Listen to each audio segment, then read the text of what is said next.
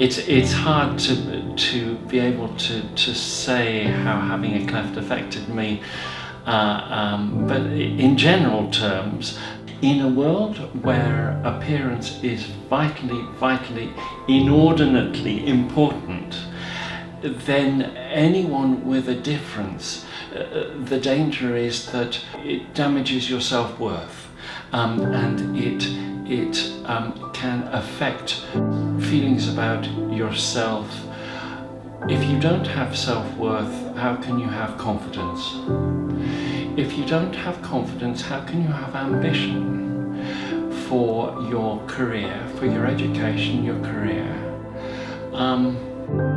In that regard, I believe that a cleft that affects your appearance does affect your life.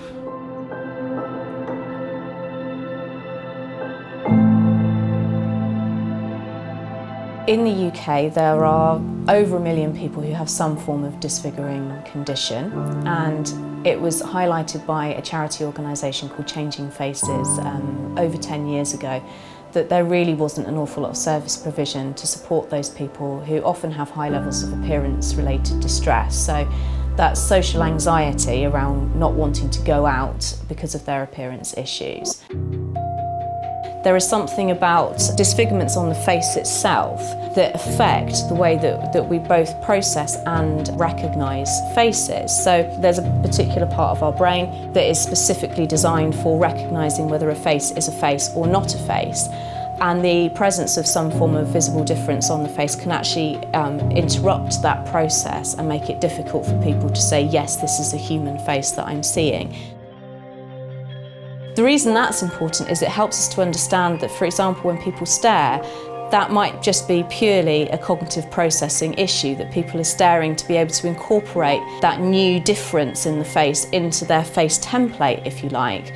The other thing that the study found was that it also affects the way we recognise faces as well. So I had a real interest in how we process those kinds of faces, and naturally as a result of doing that was aware of the kinds of difficulties that people with visible differences had. People quite often feel quite ashamed of their appearance-related distress. They often report feeling that they should be able to cope with it, that it's vanity, that they're concerned about their appearance at all.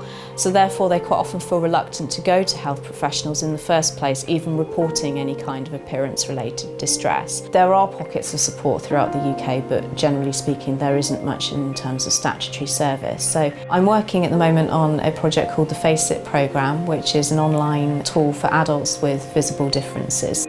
So the idea is by creating something that people can do in their own homes, and more importantly, they can refer themselves to without any kind of GP referral. And they can get that access without having to actually talk to any health professional about how they're feeling.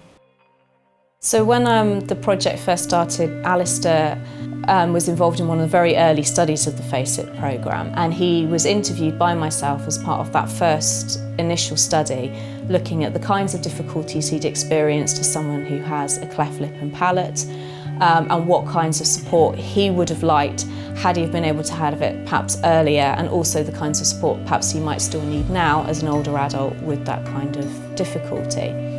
Actually using the FaceIT programme was very easy to use at home, to go at my own pace with it.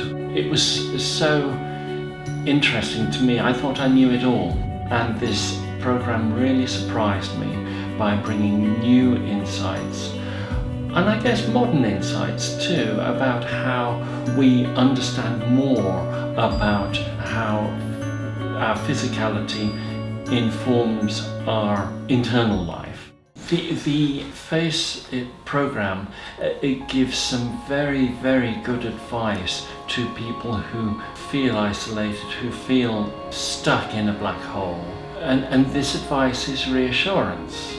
What the outside world sees is far more than your face.